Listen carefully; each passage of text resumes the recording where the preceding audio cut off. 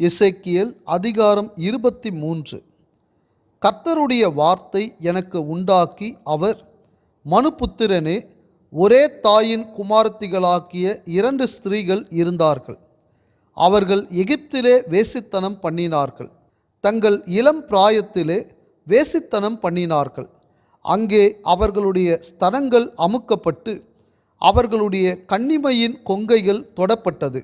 அவர்களில் மூத்தவளின் பெயர் அகோலாள், அவளுடைய தங்கையின் பெயர் அகோலிபாள். அவர்கள் என்னுடையவர்களாக்கி குமாரரையும் குமாரத்திகளையும் பெற்றார்கள்.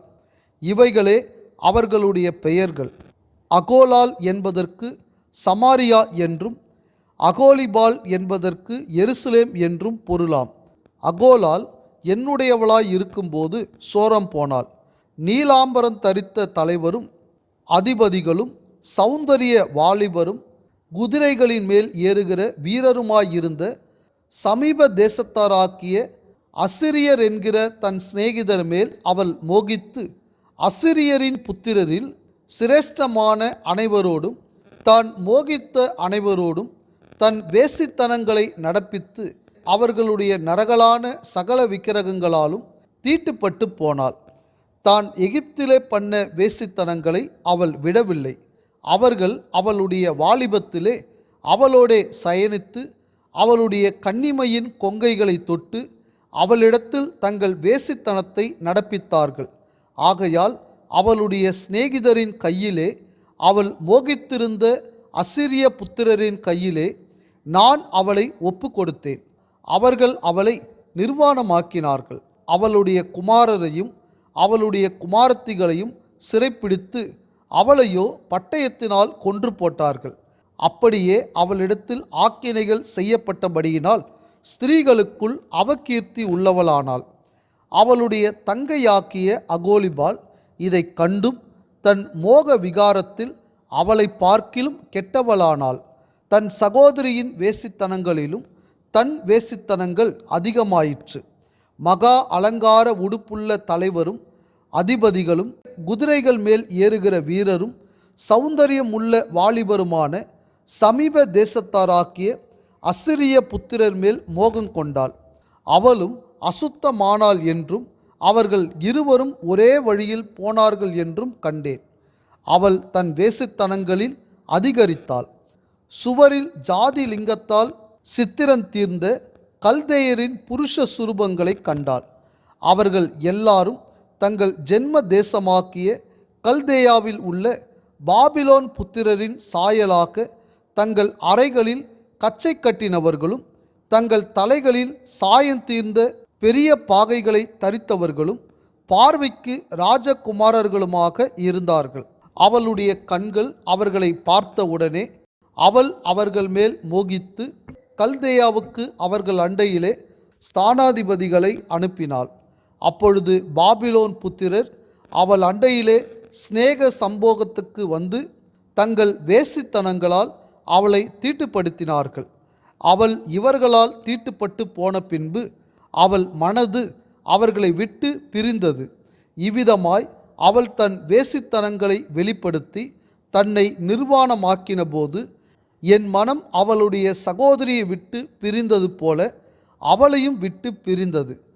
அவள் எகிப்து தேசத்திலே வேசித்தனம் பண்ணின தன் வாலிபத்தின் நாட்களை நினைத்து தன் வேசித்தனங்களில் அதிகரித்து போனாள். கழுதை மாம்சமான மாம்சமும் குதிரை இந்திரியமான இந்திரியமும் உள்ள அவர்களுக்கு அவள் வைப்பாட்டியாய் இருக்கும்படி அவர்கள் மேல் மோகித்தாள். எகிப்தியரால் உன் கன்னிமையின் ஸ்தனங்களாக்கிய கொங்கைகள் தொடப்பட்ட காலத்தில் நீ உன் இளம் பிராயத்தில் செய்த முறைகேடுகளை நினைத்து வருகிறாய்.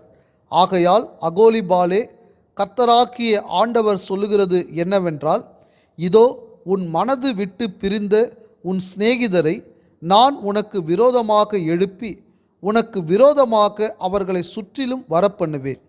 சௌந்தரியமுள்ள வாலிபரும் தலைவரும் அதிபதிகளும் குதிரைகள் மேல் ஏறுகிற வீரருமாக்கிய பேர் பெற்ற பிரபுக்களான பாபிலோன் புத்திரரையும் கல்தேயர் எல்லாரையும் பேகோடு, சோவா, கோவா என்கிற தேசங்களின் மனுஷரையும் அவர்களோடு கூட அசிரிய புத்திரர் எல்லாரையும் வரப்பண்ணுவேன்.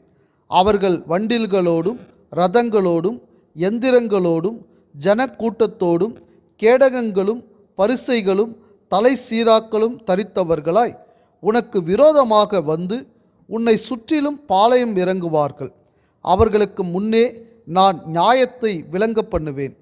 அவர்கள் தங்கள் நியாயங்களின்படி உன்னை நியாயம் தீர்ப்பார்கள். உனக்கு விரோதமாக நான் எரிச்சலை விளங்க பண்ணுவேன். அவர்கள் உன்னை உக்கிரமாய் நடப்பித்து உன் மூக்கையும் உன் காதுகளையும் அறுத்து போடுவார்கள். உன்னில் மீதியாயிருப்பவர்கள் பட்டயத்தால் வெட்டுண்டு போவார்கள். அவர்கள் உன் குமாரரையும் உன் குமாரத்திகளையும் பிடித்து கொள்ளுவார்கள். உன்னில் மீதியாயிருப்பவர்கள் அக்கினிக்கு இரையாவார்கள். அவர்கள் உன் வஸ்திரங்களை உரிந்து உன் சிங்காரமான ஆபரங்களை பறித்து கொள்ளுவார்கள். இவ்விதமாய் உன் முறைகேட்டையும் நீ எகிப்து தேசத்தில் துவக்கின உன் வேசித்தனத்தையும் ஒழிய பண்ணுவேன். நீ இனி அவர்களை நோக்க உன் கண்களை ஏறெடுக்காமலும் எகிப்துவை நினையாமலும் இருப்பாய். கர்த்தராகிய ஆண்டவர் சொல்லுகிறது என்னவென்றால், இதோ நீ பகைக்கிறவர்களின் கையிலும் உன் மனம் விட்டு பிரிந்தவர்களின் கையிலும் நான் உன்னை ஒப்பு கொடுப்பேன். அவர்கள் உன்னை வெறுப்பாய் நடத்தி உன் பிரயாசத்தின் பலனை எல்லாம் எடுத்துக்கொண்டு உன்னை அம்மனமும் நிர்வாணமும் ஆக்கி விடுவார்கள். அப்படியே உன் வெட்கக்கேடும் உன் முறைகேடுமான உன் வேசித்தனத்தின் நிர்வாணம் வெளிப்படுத்தப்படும். நீ புறஜாதிகளை பின்தொடர்ந்து அவர்களுடைய நரகலான விக்கிரகங்களால் உன்னை தீட்டுப்படுத்தி கொண்ட உன் வேசித்தனத்தின் நிமித்தம் இவைகள் உனக்கு செய்யப்படும். உன் சகோதரியின் வழியிலே நீ நடந்தாய், ஆகையால் அவளுடைய பாத்திரத்தை உன் கையிலே கொடுப்பேன். கர்த்தராகிய ஆண்டவர் உரைக்கிறது என்னவென்றால், நீ உன் சகோதரியினுடைய ஆழமும் அகலமுமானதும் நிறைய வார்க்கப்பட்டதுமான பாத்திரத்தை குடித்து நகைப்பும் பரியாசமும் ஆவாய்.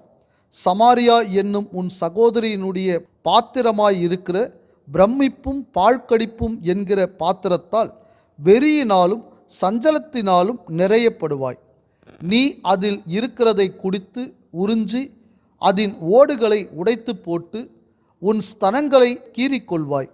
நான் இதை சொன்னேன் என்று கர்த்தராகிய ஆண்டவர் உரைக்கிறார். ஆகையால் நீ என்னை மறந்து என்னை உனக்கு புறம்பே தள்ளிவிட்டது நிமித்தம் நீ உன் முறைகேட்டையும் உன் வேசித்தனங்களையும் சுமப்பாய் என்று கர்த்தராகிய ஆண்டவர் சொல்லுகிறார். பின்னும் கர்த்தர் என்னை நோக்கி, மனுபுத்திரனே, நீ அகோலாலையும் அகோலிபாலையும் குறித்து வழக்காட மனதானால் அவர்களுடைய அருவருப்புகளை அவர்களுக்கு தெரிய காட்டு. அவர்கள் விபச்சாரம் பண்ணினார்கள், அவர்கள் கைகளில் இரத்தமும் இருக்கிறது. அவர்கள் தங்கள் நரகலான விக்கிரகங்களோடே விபச்சாரம் பண்ணி தாங்கள் எனக்கு பெற்ற தங்கள் பிள்ளைகளையும் அவைகளுக்கு இரையாக தீக்கடக்க பண்ணினார்கள். அன்றியும் அவர்கள் என் பரிசுத்த ஸ்தலத்தை அந்நாளிலே தானே தீட்டுப்படுத்தி என் ஓய்வு நாட்களை பரிசுத்த குலைச்சலாக்கினார்கள். அவர்கள் தங்கள் பிள்ளைகளை தங்கள் நரகலான விக்கிரகங்களுக்கென்று பலியிட்ட பின்பு அவர்கள் என் பரிசுத்த ஸ்தலத்தை பரிசுத்த குலைச்சலாக்க அந்நாளில் தானே அதற்குள் பிரவேசித்தார்கள். இதோ என் ஆலயத்தின் நடுவிலே இப்படி செய்தார்கள். இதுவும் அல்லாமல் தூரத்தில் உள்ள புருஷரிடத்திற்கு தூது அனுப்பி அவர்களை வரவழைத்தார்கள். அவர்கள் வந்தார்கள். அவர்களுக்கென்று நீ குளித்து உன் கண்களில் மையிட்டு கொண்டு ஆபரணங்களால் உன்னை அலங்கரித்து சிறந்த மஞ்சத்தின் மேல் உட்கார்ந்து கொண்டாய். அதன் முன்னே ஒரு பீடம் ஆயத்தம் பண்ணப்பட்டிருந்தது. என் தூப வர்க்கத்தையும் என் எண்ணெயையும் அதின் மேல் வைத்தாய். அவளிடத்திலே அந்த சந்தடியின் இரைச்சல் அடங்கின பின்பு ஜனத்திரளான புருஷரையும் அழைத்து அனுப்பினார்கள். சபையர் வனாந்தரத்திலிருந்து கொண்டு வரப்பட்டார்கள். இவர்கள் அவர்களுடைய கைகளில் கடகங்களையும் அவர்களுடைய தலைகளில் அலங்காரமான கிரீடங்களையும் போட்டார்கள். விபச்சாரங்களில் கிழவியானவளை குறித்து அவள் இன்னும் தன் வேசித்தனங்களை செய்வாளோ என்றே பரஸ்திரீயின் இடத்திலே பிரவேசிக்குமா போல அவளிடத்தில் பிரவேசித்தார்கள். இந்த பிரகாரமாக முறைகேடானவர்களாகிய அகோலாளிடத்திலும் அகோலிபாலிடத்திலும் பிரவேசித்தார்கள். ஆகையால் விபச்சாரிகளை நியாயம் தீர்க்கிற பிரகாரமாகவும் இரத்தம் சிந்தும் ஸ்திரீகளை நியாயம் தீர்க்கிற பிரகாரமாகவும் நீதிமான்கள் அவர்களை நியாயம் தீர்ப்பார்கள். அவர்கள் விபச்சாரிகள், அவர்களுடைய கைகளில் இரத்தம் இருக்கிறது. கர்த்தராகிய ஆண்டவர் சொல்லுகிறது என்னவென்றால், நான் அவர்களுக்கு விரோதமாய் ஒரு கூட்டத்தை வரப்பண்ணி அவர்களை அலைச்சலுக்கும் கொள்ளைக்கும் ஒப்பு கொடுப்பேன். அந்த கூட்டத்தார் அவர்களை கல்லெறிந்து தங்கள் பட்டயங்களால் வெட்டி போடுவார்கள். அவர்களுடைய குமாரரையும் அவர்களுடைய குமாரத்திகளையும் கொன்று அவர்களுடைய வீடுகளை அக்கினியால் சுட்டெரிப்பார்கள். இவ்விதமாய் எல்லா ஸ்திரீகளும் புத்தியடைந்து உங்கள் முறைகேடுகளை செய்யாதிருக்கும்படி முறைகேட்டை தேசத்தை விட்டு ஒழிய பண்ணுவேன். உங்கள் முறைகேட்டை உங்கள் மேல் சுமத்துவார்கள். அப்பொழுது நீங்கள் உங்கள் நரகலான விக்கிரகங்களை சேவித்த பாவங்களை சுமந்து நான் கர்த்தராகிய ஆண்டவர் என்று அறிந்து கொள்வீர்கள். எசேக்கியேல் அதிகாரம் 24. 9ஆம் வருஷம் 10ஆம் மாதம் 10ஆம் தேதியிலே கர்த்தருடைய வார்த்தை எனக்கு உண்டாக்கி, அவர், மனுபுத்திரனே, இந்த நாளின் பேரையும் இந்த தேதியையும் நீ எழுதிவை. இந்த தேதியில் தானே பாபிலோன் ராஜா எருசலேமில் பாளையம் இறங்கினான்.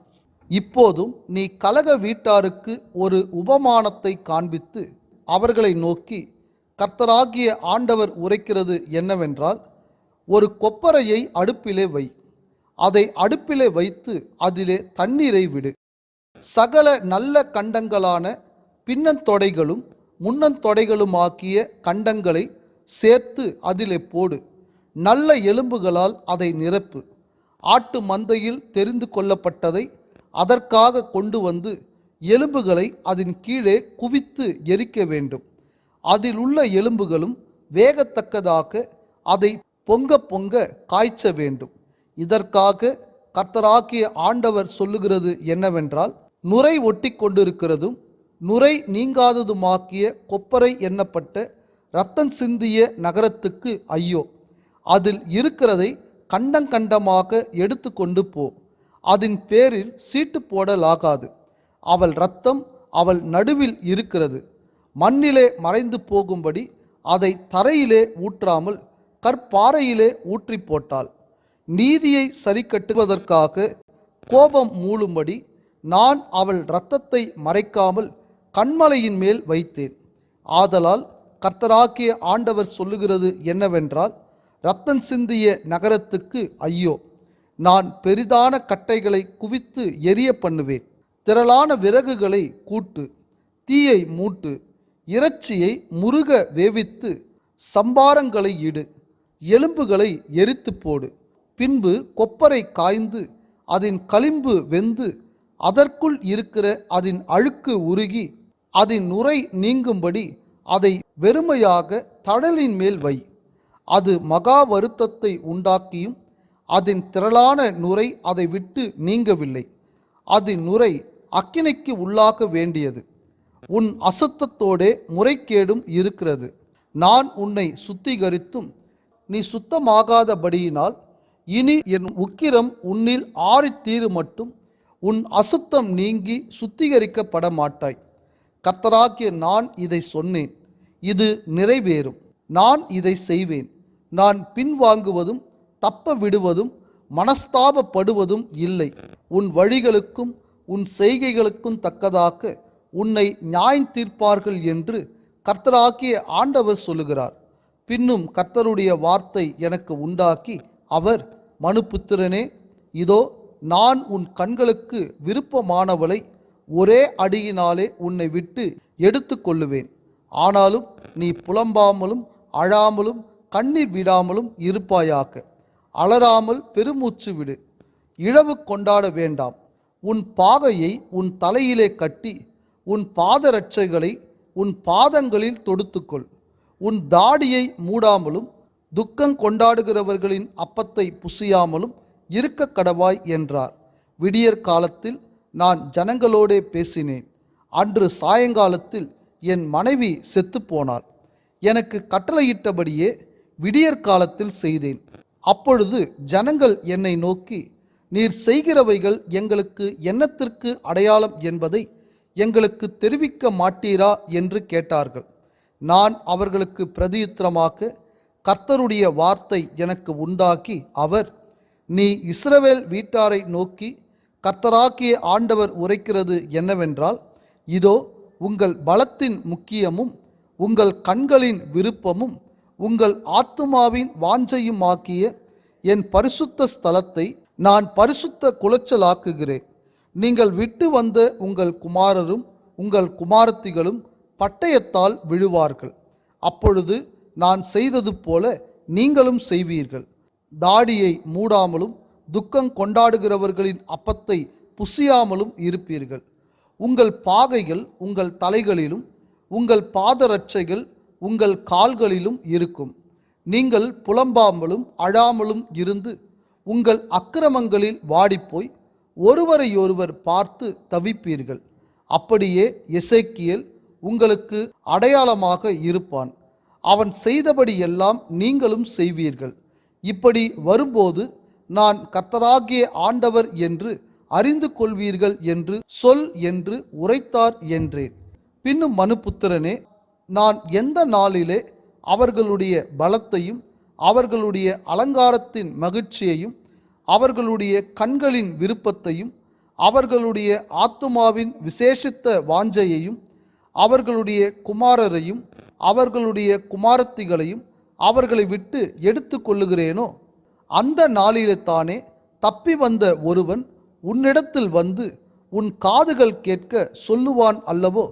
அந்த நாளிலே தானே உன் வாய் திறக்கப்பட்டு நீ தப்பி வந்தவனோடே பேசுவாய். இனி மௌனமாய் இருக்க மாட்டாய். இப்படி நீ அவர்களுக்கு அடையாளமாக இருப்பாய். நான் கர்த்தர் என்று அப்பொழுது அறிந்து கொள்வார்கள் என்றார்.